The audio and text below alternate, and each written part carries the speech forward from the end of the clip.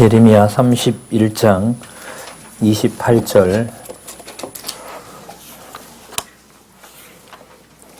제가 읽어보겠습니다. 내가 경성하여 그들을 뽑으며 회파하며 전복하며 멸하며 곤란케 하던 것 같이 경성하여 그들을 세우며 심으리라. 여호와의 말이니라. 예레미야가 5장 21절 한 절 더 보겠습니다.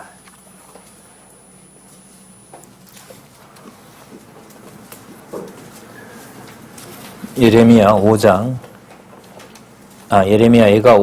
21절입니다. 여호와여 우리를 주께로 돌이키소서. 그리하시면 우리가 주께로 돌아가겠사오니 우리의 날을 다시 새롭게 하사 옛적 같게 하옵소서. 21절 읽었습니다. 오늘 말씀 같이 우리 생각해 볼 내용은 예레미야 1장에서부터 29장까지 내용입니다. 교재 박용기 성경 강론 10권에 5257페이지와 5259페이지를 같이 보시면, 자, 5257페이지에 보시면은요, 제2절 뽑으며 심으심을 예언 이렇게 나와 있습니다. 예레미야에서부터 예레미야 예가까지 내용입니다. 그리고 오늘 할 내용이 뭐냐면 5259페이지에 예레미야 1장에서부터 29장까지 무엇에 대한 예언이죠? 뽑으심에 대한 예언을 오늘 살펴보도록 그렇게 하겠습니다.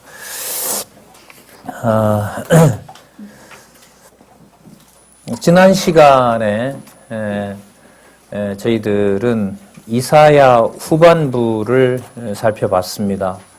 본문에 많이 들어가서 살펴보지는 못했습니다만은 이사야 40장에서부터 66장 내용에서 사메심에 대한 예언을 저희들이 살펴봤습니다. 그죠? 이 사메심에 대한 예언은 주로 고레스 왕에 대한 예언이 많이 나타났습니다. 그리고 시기로 보면, 시간으로 보면 그 예레미야 내용이 시작하기 한 100여 년 전입니다. 100여 년 전, 더 정확하게 말씀드리면 80년, 100여 년 됩니다. 무슨 뜻이냐 하면 남쪽 유다가 3번에 걸쳐서 바벨론에 의해서 침략을 당하는데요. 그 바벨론 1차 침략이 시작되기 100여 년 전까지의 약속이 어디냐 하면 이사야예요. 이 말씀을 드리는 이유는 이사야서 내용과 예레미야 내용이 연결이 된다는 거죠. 연결을 찾아야 될 필요가 있어요. 그래서 지금 이제 예레미야 1장에서부터 29장을 소개하면서 지난 시간에 살펴봤던 이사야 내용을 머릿속에 한 가지만 염두에 두셔야 될 필요가 있습니다. 바로 뭐냐 하면 때리심 다음에 사메심이었죠. 그죠? 때리심과 사메심에 대한 내용이 한 60년 동안 그 약속을, 90여 년 동안 약속을 하시는 내용인데요. 히스기야 왕 아시죠? 므낫세도 알죠? 므낫세가 히스기야의 아들이잖아요. 아주 고약한 짓을 많이 하죠. 몰렉 제사도 드리고. 근데 고약하지만 바벨론에 잡혀갔다가 다시 돌아와서 또 정신 차리고 또 정치를 하게 되는, 어쨌든 이사야 예언은 그 히스기야에게 주로 맞춰져 있습니다. 그러니까 그 히스기야 왕이 을 지나면 이제 한 80년 되면 이 남쪽 유다가 망하게 됩니다. 근데 그 히스기야에게 하나님께서 생명을 연장해 주시죠. 생명을 연장해 주시면서 동시에 생명 연장 사건과 더불어 남쪽 유다가 망한다는 약속도 하세요. 그게 이제 때리심과 사메심이 같이 공존하는 사건이에요. 그러니까 병이 나은 사건은 뭐와 연관이 될 수 있어요? 사메심다라고 연관될 수 있지만은 결과가 어떻게 지어지냐 하면 결국은 바벨론에게 망한다라는 내용이에요. 그러니까 초점이 15년 더 살게 됐다 이 측면보다가는 결론의 내용에 초점을 맞추면 망한다는 거예요. 그 히스기야는 결국 망한다는 겁니다. 히스기야의 후손들은 그게 이사야 전반부예요. 그 망하면 어떻게 되느냐? 그 히스기야 왕조가 망하면 누구 왕조가 망하는 거였죠? 다윗 왕조가 망하면 이 여호와 이름과 큰일 나는 충돌이 일어나거든요. 그럴 때 이사야 후반부는 지난 시간에 살펴본 대로 하나님이 세우신 왕 고레스 이름을 직접 거론합니다. 고레스는 그 당시 기록으로 보면 앞으로 한 170년 후에 등장해요. 한 200년 정도, 한 170년 후에 등장하거든요. 그러니까 왜 이 말씀을 이렇게 미리 드리냐면 이사야 다음에 나오는 예레미야의 이사야 내용에 어느 정도 간단한 그림이 필요해요. 하나님께서는 북쪽 이스라엘을 멸망시켰죠. 이사야 시대 때. 그죠? 북쪽 이스라엘을 이미 멸망시키는 현장에 있었고요. 그 북쪽 이스라엘을 멸망시키면서 하나님께서 뭐라고 하냐면 저 북쪽 이스라엘 왕국처럼 남쪽 유다도 망한다라는 내용을 해주세요. 그러면서 히스기야의 생명을 연장하면서 히스기야의 왕조 역시도 망한다고 얘기를 하세요. 그러면서 이사야 후반부에서 내가 세우는 내 왕이 있고 내가 세우는 내 선지자가 있고 내가 세우는 제사장이 있고 내가 모으는 백성이 있다라고 하면서 유다 전통으로 시작했던 모형을 다 폐기하겠다는 약속을 해주시는 내용이 이사야입니다. 그러니까 이사야 내용에는 이미 무슨 그림이 그려져 있어요? 그렇죠. 메시아를 그리고 있는데 그 메시아에 대한 구체적인 상징이 바로 예언이 바로 뭐냐 하면 북쪽 이스라엘이 망해버린 것이고요. 남쪽 유다도 어떻게 된다? 반드시 망하고 그럼 망하면 어떤 메시아를 기다려야 되느냐라는 의문이 들잖아요. 그럴 때 유다 민족이 상상할 수 없는 왕을 하나님이 준비하시는데 그 왕은 고레스라고 하는 이방 나라의 왕이에요. 그러니까 누구 전통에서 오는 왕은 아닌 거예요. 적어도. 그 유대인은 더 이상 기다려야 될 필요가 없는 거죠. 그래서 여러분들 신학교에 가면 이 설명을 할 수 없기 때문에 이사야서를 1 이사야, 2 이사야, 3 이사야로 나눕니다. 그러니까 각자 나중에 시간이 지나서 써서 갖다 붙이다 보니까 논리적 통일성과 어떤 의미, 단일한 의미를 찾을 수 없도록 해놓았다. 이게 지금 현재 학계의 일입니다. 그러나 저희들은 적어도 제 기억으로는 여러분들한테 남쪽 유다가 망하는 모형적인 언약과 장차 오실 메시아에 대한 언약을 소개하는데 거칠게 혹은 논리적으로 설명하지 못했던 부분은 제가 기억이 나질 않습니다. 물론 성경 강론집의 순서를 따라서 여러분들과 같이 확인해 본 거였고 주로 본문 내용을 통해서 여호와께서 하시는 사역에 맞추어서 말씀을 드렸습니다. 이 고레스를 염두에 좀 두시고요. 예레미야 오늘 1장에서부터 29장까지죠. 29장까지 뭐 하시는 내용? 뽑으시는 내용을 보시기 바랍니다. 이해를 좀 돕기 위해서 예레미야 내용을 보시면은 크게 전반부가 세 가지로 나와 있어요. 맞죠? 제가 쓰지는 않을게요. 자, 1장에서부터 10장까지가 있고요. 그 다음 11장에서부터 20장까지가 있고요. 21장에서부터 29장까지가 있어요. 여러분들에게 안내를 해드렸는데요. 대충 이해를 돕기 위해서 한다면 이 세 가지를 3차 침략이라고 보시면 돼요. 세 번에 걸쳐서 일어나는 침략이 약속대로 성취되는 거예요. 예를 들면 1장에서부터 10장까지 내용은 책망을 하면서 멸망에 대해서 예언하세요. 책망을 하면서 멸망하는 내용이 연관을 시킨다면 여러분 1차 침략과 연관이 됩니다. 1차 침략이 여러분들 605년에 일어나거든요. 605년 코미테까지 오는 걸로 해서 605년 사건이 막 시작이 돼요. 이미 시작이 되면서 여러분 이 11장에서부터 20장까지 재앙과 멸망에 대한 예언으로 갑니다. 그러니까 이미 침략이 시작이 됐고요. 침략이 시작되는 걸 보면서 남쪽 유다가 회개하고 돌아올까요? 안 돌아올까요? 안 돌아옵니다. 왜 그러냐 하면 뭐 해야 되기 때문에요? 망해야 되기 때문에. 그러면 왜 돌아오라고 하느냐? 왜 돌아오라고 하느냐? 하나님께서 말씀하신 것을 거역한다라는 것이 이미 약속이 되어 있습니다. 그러니까 하나님께서 누군가 선지자를 통해서 말씀하셔야 돼요. 그리고 그 말씀을 이스라엘 백성들은 거역하도록 되어 있습니다. 그 내용은 여러분 800여 년 전에 이미 모세를 통해서 레위기와 신명기에서 약속을 하고 있습니다. 그러니까 605년으로 보면 모세가 한 500년, 40년 빼면은 한 1450년 되잖아요. 그럼 600년이면 얼마죠? 850년. 850여 년 전에 이미 약속된 바를 이사야뿐만 아니라 예레미야를 통해서 이루시는 겁니다.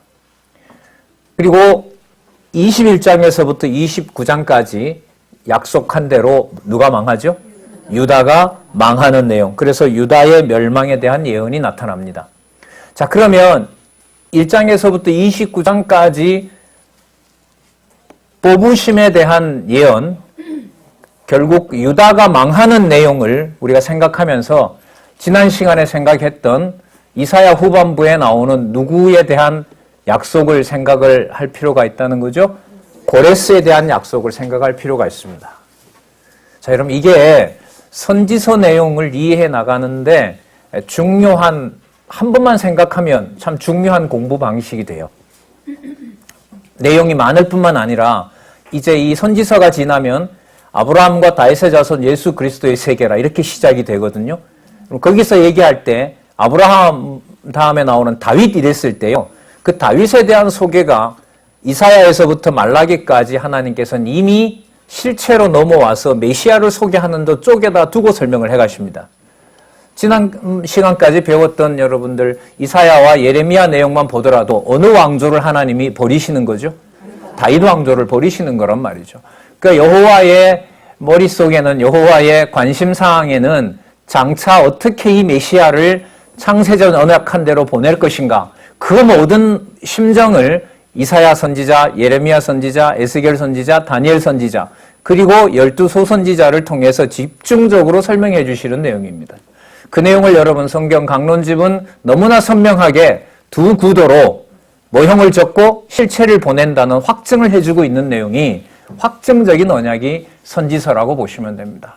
특징 중에 하나가 이사야서에서 확인했던 것은 모든 사건의 주어를 꼭 명시하고 있다. 누가 하신다? 여호와께서 하시는 일이다. 여호와께서 하시는 일이다. 고레스 왕만 여호와가 세우는 것이 아니라 남쪽 유다 시드기야 왕을 폐기하는 것도 누가 하시는 일이다? 여호와께서 하시는 일이라는 겁니다. 그러면 회복이라든지 구원을 약속한다든지 그 모든 약속의 핵심은 무엇이냐 하면 여호와를 기억나게 하려는 것이 바로 하나님의 목적인 것이죠. 아까 우리 요절 다시 한번 말씀을 드리면서 시간 되는 데까지 예레미야 1장에서부터 29장까지 내용을 말씀을 드리도록 그렇게 하겠습니다. 31장 28절이죠. 네, 31장 28절. 내가 경성하여, 이때 내가는 여호와께서죠. 여호와께서 경성한다는 거죠. 그러니까 경성이 뭐냐면 분방하시는 거예요. 뭔가 힘을 더 드러내시는 겁니다. 그러니까 힘을 더 내셔 뭐 하시냐 하면 그들을 뽑으며 그들은 누구냐 하면 27절에 나오는 이스라엘 집과 유다 집입니다. 이스라엘 집과 유다 집을 뽑으며 뭐 한다 그러시냐면 회파합니다. 다 파괴해 버리시고요. 그 다음에 다 갈아엎어 버려요. 백성은 죽이고 땅은 갈아엎어 버리고 그래서 어떻게 되냐면 멸하게 되고 곤란한 지경까지 이르게 됩니다. 그렇게 했던 것 같이 또 경성하여 또 힘을 내어서 또 능력을 더하셔서 그들을 뭐하며 세우며 그리고 또 심으신다. 그래서 선지서에 달려있는 제목은 하나님의 사역이 강조되는 방식으로 제목이 달려있고 그 모든 내용들은 성경 본문의 근거를 두고 달려있는 의미다. 이걸 다시 한번 말씀을 드립니다. 자, 그러면 우리 뽑으며 심으심에 대한 예언 중에서요. 하나씩 한번 되는 데까지 살펴보도록 하겠습니다. 여러분 1장에서부터 10장까지 보시면 자, 두 가지 부분이 나타납니다. 유다 백성의 죄악에 대해서 설명을 하고 있고요. 그 죄악에 대해서 뭘 하게 된다? 멸망하게 된다는 내용이 나타납니다. 여러분 1장 1절 한번 보시면은요. 베냐민 땅 아나돗의 제사장 중 hil기야의 아들 예레미야의 말이라. 아몬의 아들 유다왕 요시야의 다스린 지 13년에, 자, 이게 13년에 강론집의 도움을 좀 받으면 627년이죠. 627년이면 605년에 1차 침략이 시작이 되니까 한 22, 3년 정도 돼요. 그래서 어느 부분에 가면 그게 나와요. 23년 동안 내가 너희들에게 권고했었다. 그 말은 여러분들 살려주려고 그러는 것이 아니라 뭐예요? 약속대로 망하게 된다는 걸 알려줌으로써 여호와께서 살아계셔서 사역하는 것이라는 것을 강조하는 데 목적이 있는 겁니다. 마찬가지죠. 저희들에게도. 왜 저희들에게 여호와께서 때로는 깨닫게도 하고 또한 믿어지게도 하고 어떨 때 믿어지지 않게 하고 또 악행을 또 반복하게 하시느냐. 그것은 여호와께서 살아계시다라는 증거를 보여주기 위한 겁니다. 자, 2절에 보시면요. 아몬의 아들 유다왕 요시야의 다스린 지 13년에, 그러니까 침략 23년 전에 여호와의 말씀이 예레미야에게 임하였고, 요시야의 아들 유다왕 여호야김 시대부터, 여러분 이 여호야김 시대가 2차 침략으로 마감이 돼요. 그리고 요시야의 아들 유다왕 시드기야 제11년 말, 여기가 제3차 침략입니다. 그러니까 이게 여러분 서론이 됩니다. 그러니까 1차, 2차, 3차 침략에 대한 내용을 구체적인 왕을 거론하면서 하나님께서 예레미야를 보내셨다라는 사실을 여기서 확증을 해주고 있습니다. 자, 4절에 볼까요? 여호와의 말씀이 내게 임하니라 이르시되 내가 너를 복중에 짓기 전에 너를 알았고, 그 창세전이라는 말씀을 여기서 넣을 수밖에 없죠.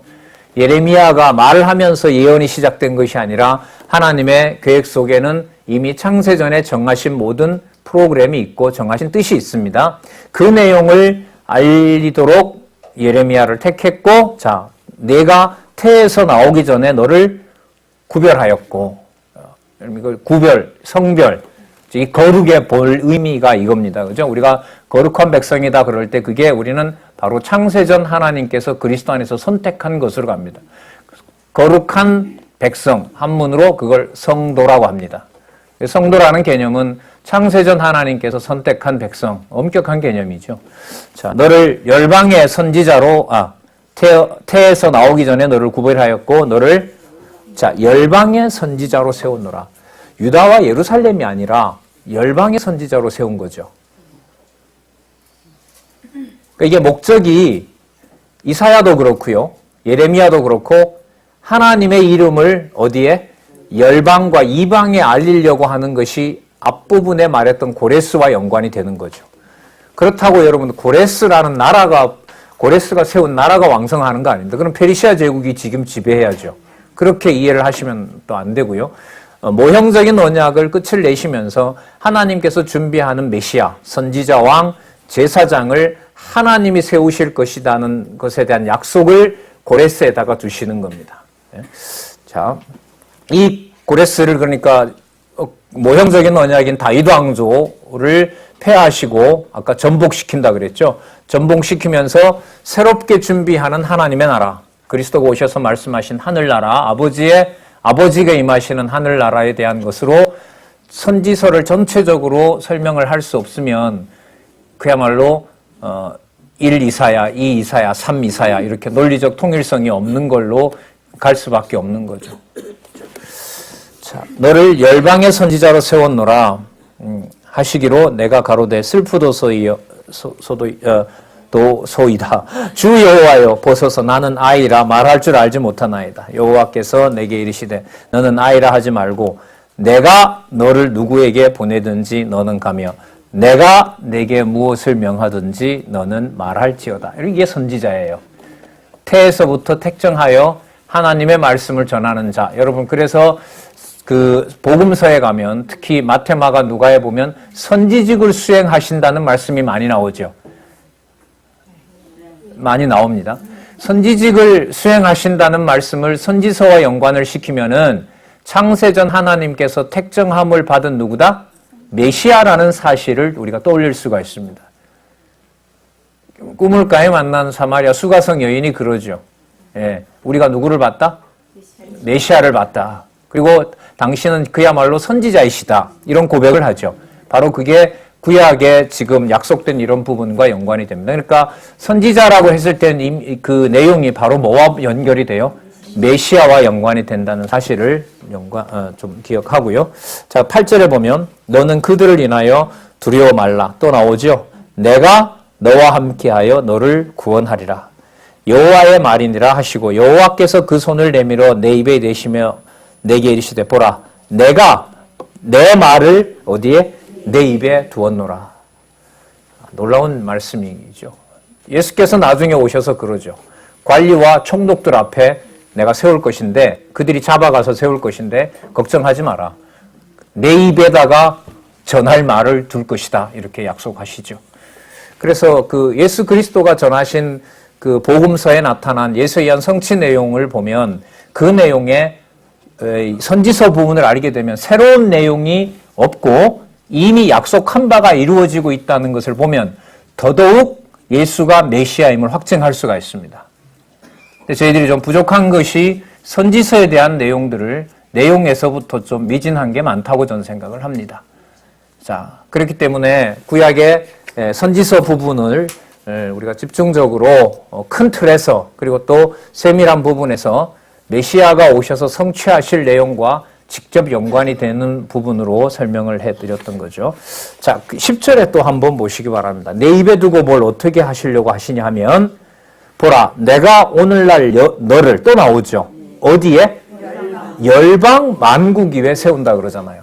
그러니까 유다와 예루살렘에 세우는 것이 아니라 이스라엘 집에만 세우는 것이 아니라 어디에?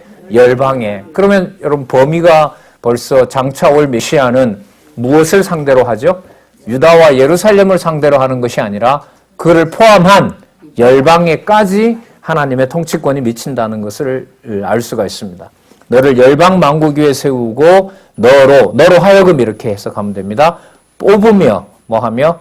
파괴하며 또 파멸하며 넘어뜨리며 또 뭐라 나오죠? 건설하며 심게 하였느니라. 이미 완료형으로 쓰고 있습니다. 여러분 아까 요절하고 비슷하죠? 그죠? 네, 31장 28절이라고 메모를 해놓으시면 요절을 이해하시고 이게 서론이잖아요. 서론이기 때문에 예레미야 전체를 이해해야 하는데 중요한 단서가 된다고도 할 수가 있습니다. 자, 그래서 여러분 1장 같은 경우에 선지자의 소명을 선지자는 오히려 가기 싫어하지만 하나님께서 다 하신다는 거죠. 태에서 불렀던 것도 나고 그 다음에 말하게 할 내용도 입에 담을 자도 나고 그리고 그 범위가 단지 너 족속에게만 가라고 하는 것이 아니라 어디에도 열방에도 열방 만국에도 내 이름이 드러나게 할 것이기 때문에 너 뜻을 전하라고 한 것이 아니라 누구 뜻을? 내가 정한 뜻을 전하라고 세워놓은 것이다. 이것이 바로 선지자에 대한 소망입니다. 자, 그래서 여러분들 이 많은 내용들이 나타나는데요. 제가 다 기억은 안 나는데 분명히 나오죠. 듣든지 안 듣든지 가서 무조건 얘기해라. 왜요? 백성들이 호응하면 거기에 맞춰서 얘기하고 백성들이 안 들으면 말하지 않는 것이 선지자가 아니기 때문에 그걸 실제로 하나님께서 그렇게 하세요. 그리고 백성들이 망하는 현장에 가서 너무너무 안타까워하거든요. 그러면 하나님한테 간구해요. 그러면 하나님께서 위로해 주는 것이 아니라 좀 우리말로 말하면 좀 징징거리지 말아라. 내가 정해놓은 멸망할 수밖에 없는 일에 대해서 너 왜 자꾸 기도하냐? 기도하지 말라 앞으로. 이미 뭐 될 거니까. 망할 것이기 때문에 앞으로 거기에 대해서 나한테 기도하지 말라. 과거에 모세도 그러죠. 모세가 가나안 땅을 앞에 놓고 하나님 저 가고 싶은데요. 그러니까 거기까지다. 앞으로 그 일로 다시는 기도하지 마라. 이렇게 하는 거죠. 그러니까 기도 여러분들 누가 해요? 맘만 먹으면 기도 하잖아요. 기도하게 하시죠. 그러니까 하나님이 원하는 기도를 하나님이 하게 하시는 거죠. 이게 바로 선지자예요. 그러니까 선지자가 주로 하는 일이 말씀을 전하는 건데 이 선지서에 나타난 선지자들의 노릇을 보면 우리가 생각하는 단지 말씀을 전한다 이게 아니에요. 하나님이 전하게 하셔야 전해요. 하나님이 전하게 하셔야. 다르게 전하게 될 경우엔 하나님이 바로 뭐 하냐면 심판해서 죽여버려요. 그래서 그 때리심에 관한 내용에 제일 마지막에 뽑아내는 자가 누구냐 하면 왕 다음에 누구라 그러죠? 거짓 선지자예요. 요한계시록에도 보면 제일 나중에 짐승과 음녀 권세를 치고 난 다음에 누구를 없애버리느냐? 거짓 선지자예요. 그러니까 여러분 진리 문제가 교회에 하나님의 교회에서 그야말로 토대이고 본질적인 문제입니다. 자, 그래서 2장 같은 경우에 유다의 죄악을 책망하는 내용들이 나타납니다. 그 이사야 내용 처음에도 보면 머리부터 발끝까지 성 한 대가 어떻다? 하나도 없다. 여러분 기억나실런지 모르겠어요. 이사야서를 받을 때 여러분 남쪽 유다, 특히 북쪽 이스라엘은요 너무너무 잘 살고 있었습니다. 망해야 될 흔적이 없어요. 그러나 하나님 보실 때는 뭐냐면 망해야 될 직전에 와 있는 거죠. 남쪽 유다도 마찬가지입니다. 아까 어느 왕부터라 그랬죠? 예? 아니요. 요시아라 그랬죠. 그죠? 예. 요시아 왕 때부터 이 나라가 무슨 망할 징조가 있거나 이런 게 아닙니다.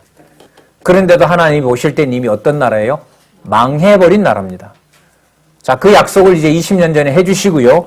하나님께서 이제 이 뽑으시는 내용들을 이루어 가십니다.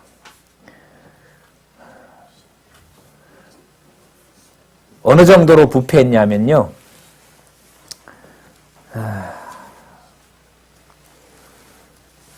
2장 26절 한번 볼까요? 2장 25절 보겠습니다. 하나님께서 말씀하시는 거죠. 내가 또 말하기를 네 발을 제어하여 벗은 발이 되게 말며 목을 가라게 말라 하였으나 오직 너는 말하기를 아니라 이는 헛된 말이라. 내가 이방신을 사랑하였은즉 그를 따라가겠노라 하도다. 도적이 붙들리면 수치를 당함은 같이 이스라엘 집 곧 왕들과 족장들과 제사장들과 선지자들이 수치를 당하였느니라. 그들이 나무를 향하여 너는 나의 뭐라? 아비라. 그러니까 우상을 만들어 놓고 뭐라고 불러요? 당신이 우리 아버지다 이렇게 부르는 거죠. 하나님은 무슨 하나님? 무슨 아브라함의 후손? 당신이 우리의 아버지다. 우상을 그렇게 섬기고 있는 거죠. 자, 28절 보시면 내가 만든 내 신들이 어디 있느냐? 그들이 너희 환난을 당할 때에 구원할 수 있으면 일어날 것이니라. 유다여, 너의 신들이 뭐와 같다고요? 예, 그야말로 성읍 숫자만큼 부패한 경우입니다. 여러분 열왕기에 보면요, 이 정도는 아니에요. 그러니까 여러분들 지금 이 왕들에 대한 내용들이 어디에 다 있냐면요, 열왕기와 역대기에 나타나요.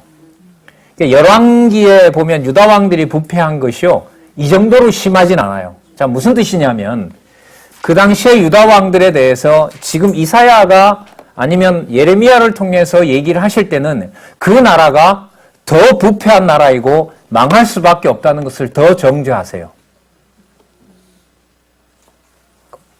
역대기 같은 경우에는 언약자손의 보호죠. 그죠?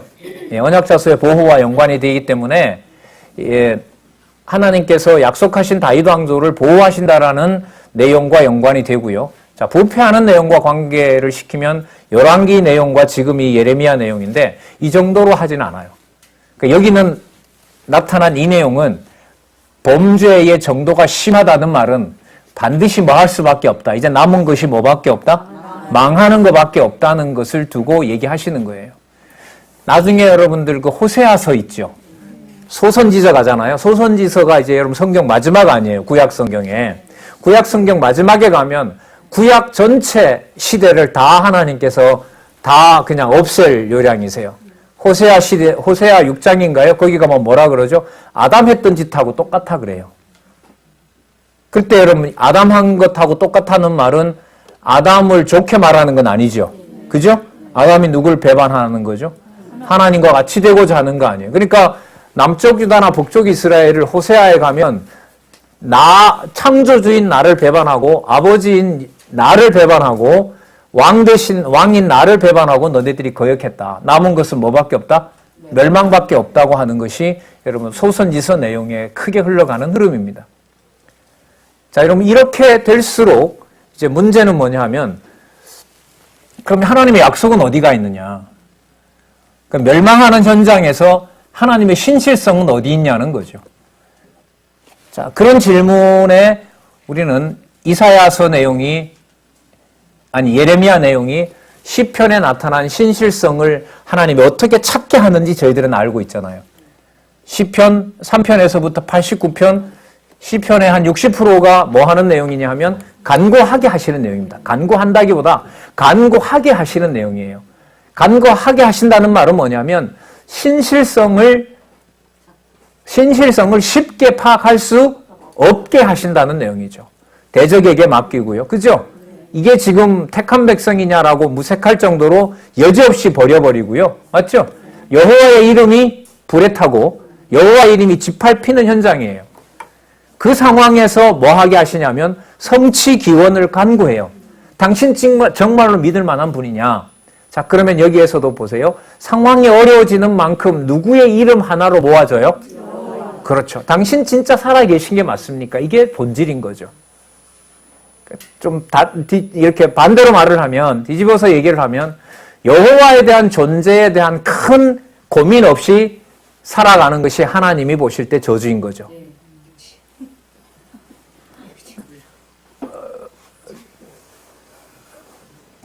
여러분들은 공부들을 다른 분들과 많이 하고 저도 많이 하니까 저희들이야 지난 한 주 동안 매 순간마다 여호와가 존재하시는지 고민하면서 그렇게 살지만은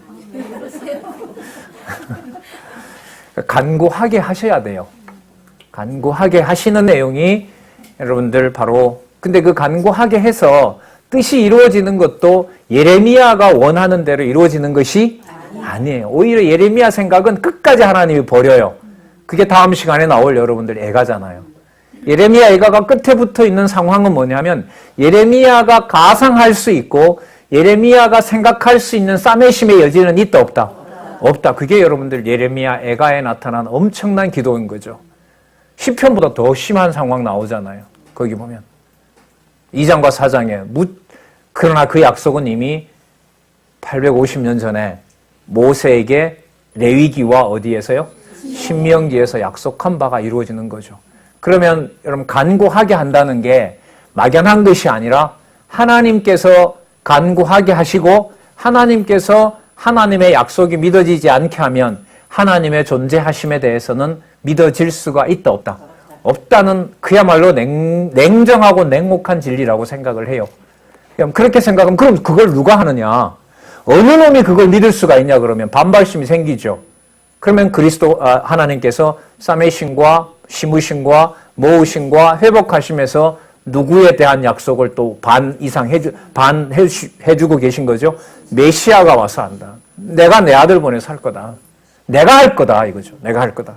그래서 예레미야 여러분 다음 시간에 나오는 부분에 가면 바깥에서 그러는 것이 아니라 마음판에다가 내가 아예 내 신을 부어놓고 시작하겠다. 그래서 그때 가서는 이렇게 말하면서 믿으라 이런 소리 할 필요도 없다. 그게 여러분들 바로 그리스도가 빨리 가시고자 했던 빨리 가야 성령께서 오셔서 시공을 초월해서 자기 택한 백성들에게 성령이 역사하는 일이 벌어지기 때문에 예수님은 그러니까 3년 저희들 생각에 한 30년 계시면 좋겠지만 그건 우리 방식이고 예수님은 뭐 그렇게 정해져 계시지만 하루라도 빨리 가셔야 돼요. 누구에게 하나님의 이름이 알려지기 위해서는 유대에 갇히는 것이 아니라 그렇죠. 온 유대와 사마리아와 땅끝까지 그렇게 되기 위해서는요. 그래서 우리 그런 재미없는 비유를 제가 가끔 들잖아요. 성남시가 복음화되는 놀라운 일이 벌어지기 위해서 우리가 다 안 믿어지는 거. 여러분 이런 예가 그 재미없는 예지만 여러분들 생각해 볼 게 아까 이사야나 예레미야를 누구의 선지자로 불러버렸죠? 그럼 이방에서 불러버렸는데 하나님께서 이루어가는 과정을 보면 어디를 멸망시키고 누구 이름을 알려줘요? 유다와 예루살렘을 철저하게 멸망시키면서 여호와의 이름을 조롱거리가 되게 하면서 여호와의 이름을 알려주잖아요. 그러니까 하나님의 존재를 하나님이 증명해 가세요. 이 말은 우리가 상상하고 취할 수 있는 여지가 있다 없다? 없다. 이게 하나님 하게 하신다는 엄격한 진리입니다. 그것을 선지서가 어느 경우보다가도 확정해주고 있고 확실하게 증명을 해주고 있어요. 매 시간마다 확인했던 내가 할 것이다 는 것을 우리가 또 한번 생각해 보게 됩니다. 자, 그래서 백성들에게 회개를 촉구하는 것도요, 결국은 여러분 회개해서 돌아오려는 것이 아니에요. 누구 이름을 알려주는 거예요? 여호와의 이름을 알려주는 거예요. 근데 우리는 그 선지자 예레미야도 그런 착각을 하죠. 인간적으로 그만 놔두면 자기가 전하면 그 말을 들은 사람들이 뭐 하기를 원해요? 돌아오기를 원하고 듣기를 원하죠. 아니에요. 듣지 못하게 해서 망하는 과정이 약속되어 있는 내용이 바로 여러분 예레미야 1장에서부터 29장까지 내용입니다. 예. 자, 이들이 아까 우상을 보고 아버지라 부른다 그랬죠? 3장 4절 한번 볼게요.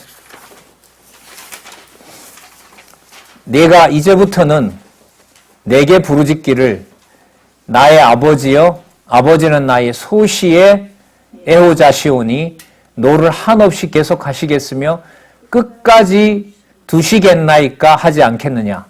보라 내가 이같이 말하여도 악을 행하여 누구의 욕심을 이루었느니라? 내 욕심을 이루었느니라. 이게 뭐냐면요, 음란과 행악으로 이 유다가 더럽혀져요. 그러면 앞으로 창녀처럼 수치를 모르고 반드시 앞으로 뭐가 된다? 패망할 것이라는 말씀을 해주는 내용이 바로 이 부분입니다. 여러분 3장 6절에 보시면 요시야 왕 때에 이렇게 나오죠. 이게 1장에 나왔던 그 요시야거든요. 여러분 이 요시야 왕 때가 뭐냐 하면 바로 1차 침략이 시작되기 전입니다. 그러니까 점점 뭐가 다가오는 거죠? 1차 침략이 다가오는 거죠.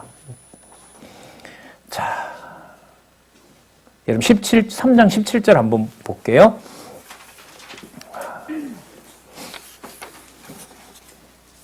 3장 16절 볼게요. 나 여호와가 말하노라 너희가 이 땅에서 번성하여 많아질 때에는 사람이 여호와의 언약궤를 다시는 말하지 아니할 것이요 생각지 아니할 것이요 기억지 아니할 것이요 찾지 아니할 것이요 만들지 아니할 것이며 보세요. 그때에 예루살렘이 여호와의 보좌라 일컬음이 되며 누가 그리로 모이게 된다? 여러분 그러니까요. 앞으로 이제 계속 이제 제국이 등장하는데 그 바벨론 그 다음에 헬라 페르시아, 헬라, 로마 이렇게 등장하는데 선지서의 내용에 의하면은 결국 사도행전 1장 8절에 땅끝까지 복음이 증인이 되리라는 내용의 시작은 여러분들 보시는 것처럼 어디서 시작이 되고 있어요? 선지서에서부터 시작되고 있는 거죠. 그러니까 그들을 불러와서 누구의 이름을 부르게 하겠다는 거예요? 여호와의 이름을 부르게 하겠다는 거죠. 그러니까 모형적인 여호와의 왕국이었던 예루살렘은 하나님께서 AD 70년에 뭐 해버렸어요? 다 멸망시켜버렸죠. 멸망시켰는데 여호와의 이름을 성령께서 오셔서 무엇을 세우심으로? 교회를 세우심으로 확증해주고 있는 겁니다. 그러니까 여러분들과 제가 모여서 하나님의 존재하신 것을 배워나가는 과정은 이미 예수님 오시기 전 700년 전 혹은 600년 전에 선지자들의 뭐 속에 들어있다? 언약 속에 들어있다는 겁니다. 여러분 그래서 강론집을 쓸 때 보면 교회 설립을 통한 성취에서 교회 승리를 통한 성취 언약의 구약 근거가 나타날 때 선지서가 곳곳에 들어가는 거예요. 선지서가 곳곳에 들어가는 이유는 여러분들과 제가 지금 눈으로 확인하고 있는 거예요.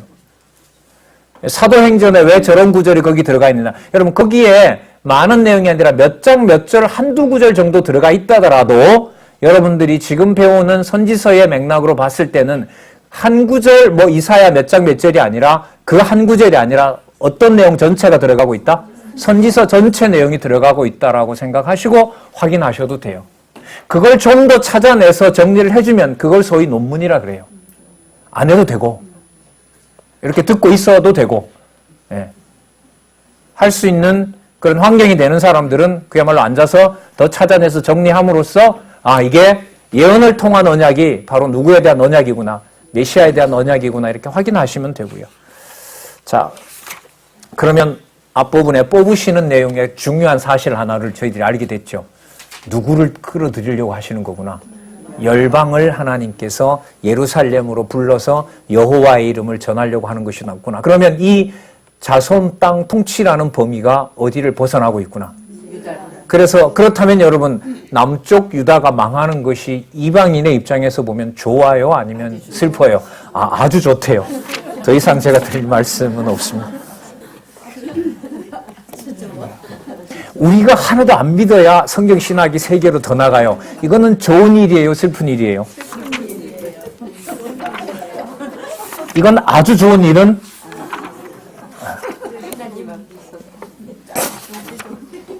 그렇죠. 성경은 계시, 여호와의 계시라 그러는데 여호와의 계시라는 것은 왜 저희들이 성경 본문을 이렇게 꼼꼼하게 때로는 확인을 해야 되느냐.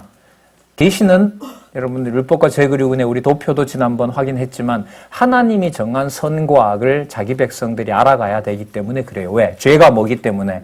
내 중심의 선과 악으로 사는 것이 죄이기 때문에 세상 어느 피조물도 그리스도 빼고는요. 그리스도께 오셨고 그리스도가 성령을 보내신 거잖아요. 그리스도 외에는 하나님 기준의 선과 악을 아는 육체는 이 세상에 없기 때문에 그래요. 그게 여러분들 죄인의 눈이에요. 그러니까 우리가 일상이롭게 사는데 사실 한 번만 더 물어보면 말씀의 갈급함 때문에 우리가 잘 물어야 되는데 갈급함 때문에 저희들이 살고 견디는 건 아니잖아요. 냉정하게 들여다보면 살게 해줘서 사는 건 맞지만 갈급함과 그 하나님의 선과 악이 무엇인가를 막 고민하고 금식하고 그것 때문에 막 밥맛이 없고 이런 건 아니거든요. 예. 금식을 하는 것도 아니잖아요. 예. 자, 그런 시대에 여러분들과 제가 이 남쪽 유다가 멸망해가는 과정을 보게 됩니다. 자, 우리 중간쯤 넘어가서요. 재앙과 멸망에 대한 부분에 가서 여러분 좀 살펴보겠습니다. 그러니까 앞부분에 1차 침략이 시작되는 것은 하나님께서 예레미야를 불렀던 목적이 첫 번째, 어디를 멸망시킴으로? 남쪽 유다를 멸망시킴으로 누구 이름을 어디에 열어놓는다? 여호와의 이름을 열방에게 열어주는 과정이다. 그게 이사야 뒷부분에 이미 누구 이름으로 약속이 되어 있다? 고레스 이름으로 약속이 되어 있다. 그래서 나중에 여러분들 마태복음으로 들어가시는 내용에서는 앞으로 강론집대로 강론을 한다고 했을 때는 선지서 부분에 대한 독자들에 대해서 혹은 듣는 분들에 대한 안내를 해나가는 과정, 안내를 해갈 때 연결성을 지어줄 필요가 있습니다. 이거는 제가 이렇게 요약을 해보는데요. 이 참 힘들어요, 사실. 그러니까 몇 장을 준비해서 꼼꼼하게 강론하는 게 편하지 1장에서부터 29장까지 전체를 가지고 유효하게 성경의 논리정을 짜간다는 것은 사실 쉬운 일은 아니에요. 그러나 꼭 필요한 일이에요, 이건. 꼭 필요한 일입니다. 저희들의 의미분석 구조라는 게 여러분 평면적으로만 쭉쭉 가는 것이 아니라 어떻게 돼 있으니까요. 하나님께서 언약하시는 구약 같으면 큰 세 가지 틀이 있단 말이죠. 섭리를 통한 언약, 찬양을 통한 언약, 예언을 통한 언약. 그럼 그 전체 예언을 통한 언약이 어떻게 메시아 언약과 연관되느냐. 이것은 중요한 연결 문제이기 때문에 그렇습니다. 자, 그러면 우리 11장 부분에 가셔서요. 11장에서부터 20장 내용은 여러분 2차와 연관이 됩니다. 제목이 어떻게 붙어 있냐 하면 재앙과 멸망에 대한 예언이죠. 여러분 여기서 제일 많이 등장하는 개념 기억나실 거예요. 칼과 기근과 연병이에요. 이게 그러니까 한 번 망하는 것이 아니라 어떻게 된다? 약속한 대로 철저하게 멸망해 간다는 거죠. 언약하신 대로. 그러니까 무슨 일이 따르게 되냐 하면 1차 침략 같은 경우에는 칼로 망하게 돼요. 그 다음에 여러분 2차 침략이 지나고 나면 뭐 해요? 굶겨 죽여요. 바벨론이 들어와서. 곡물이나 모든 보급로를 차단해 버립니다. 무서운 아사가 일어나게 되고요. 거기서 처참한 광경이 일어나게 되는 거죠. 그때 누구를 알게 된다는 거죠. 그때 이 사건의 약속이 나로부터 간 것이고 내가 유다에 대한 진노를 쏟아놓는 것이고 너희들이 몰렉 제사가 먼저 아시죠?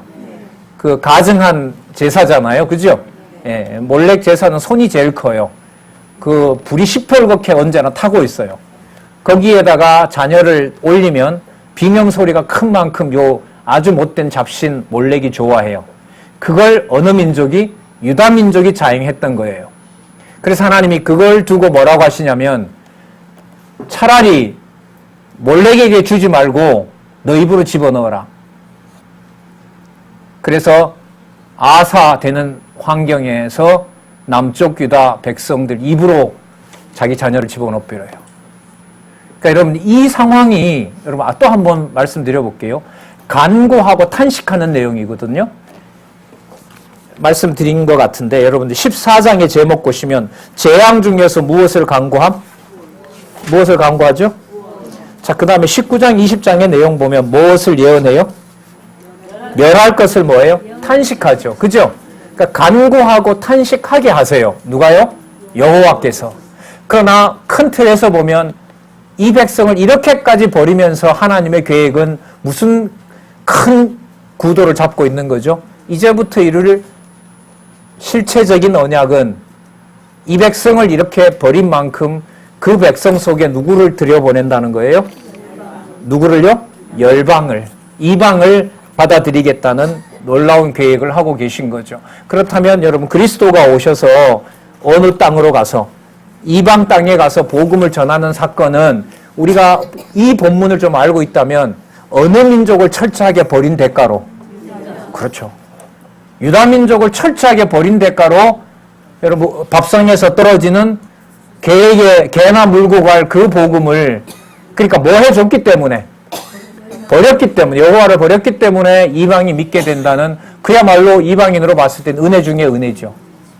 예. 바로 그 내용들이 여러분 예레미야에 들어있는 내용이라고 보시면 됩니다. 그리스도께서 3년 동안 겟세마네에서 많이 우셨다 하는데 뭐 때문에 우셨는지를 여러분들이 생각해 본다면 저는 그게 선지서에 답이 있다고 보는 거예요. 자신에게 쏟아질 여러분 십자가의 진노와 자기를 다 버리고 배신할 자들에 대한 것과 그 모든 것들이 누가 정해놓은 뜻인 거죠?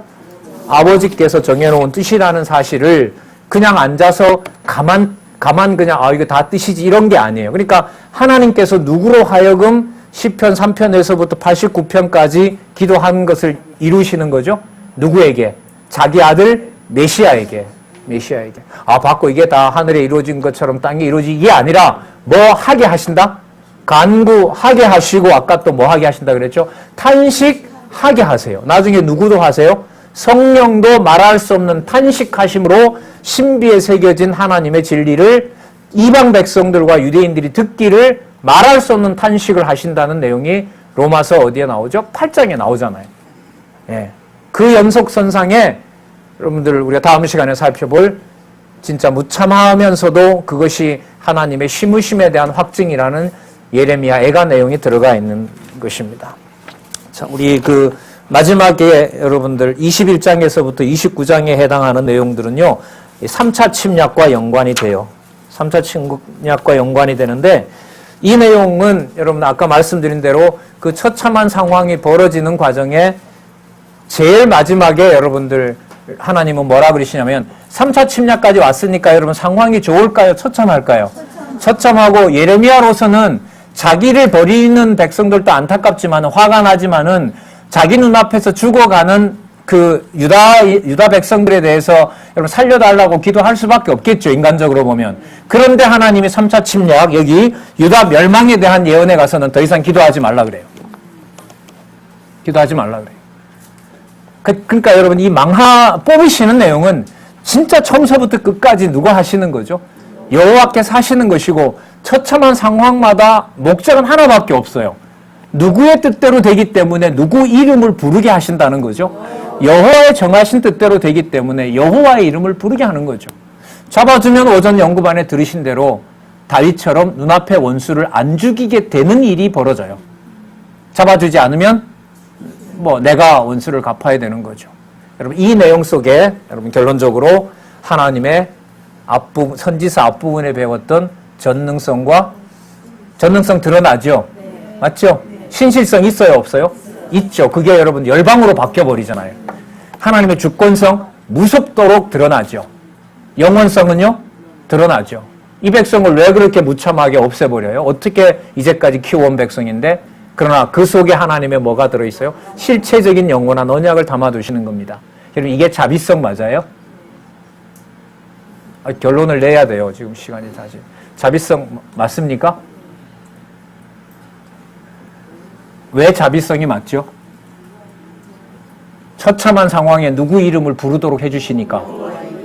예, 여호와의 이름을 부르도록 해주시는 거기 때문에 그게 여러분 회복이에요. 우리는 적어도 나한테 뭔가 좋은 게 와야 되거든요. 그런 의미로 보면 앞으로 나타나는 선지서 읽어나가기가 힘들어요. 그래서 에스겔서에 많이 나타나는, 우리 다음 시간부터 보게 될 텐데, 그때야 비로소 내가 누구인 줄 알리라? 여호와인 줄 알리라. 이렇게 되는 거예요. 예, 다음 시간에요. 남아있는 30장부터 예레미야 애가까지 내용에서 이 어렵고 패망당한 현장에서 이 내용이 어떻게 시무심이 되는지를 내용을 따라가면서 살펴보도록 그렇게 하겠습니다. 기도하겠습니다. 하나님 감사합니다. 주신 말씀 사람의 이해로 접근할 수가 없습니다. 선지자, 하나님이 뽑은 선지자도 하나님 감당할 수 없는 것이 하나님의 진리의 말씀입니다. 하나님 진리를 너무 우습게 보고 기록한 하나님의 말씀을 인간의 기준으로 하나님 폐기 처분하고 또 난도질하는 어리석은 자들이 판치는 세상입니다. 하나님 저희들을 지켜주시고 보호해 주시옵소서. 진리의 말씀 사랑할 수 있게 해주시고 어떤 환경에서도 여호와 잊지 않는 주의 백성들 될 수 있도록 인도해 주시옵소서. 예수님의 이름으로 기도드렸습니다. 아멘. 네.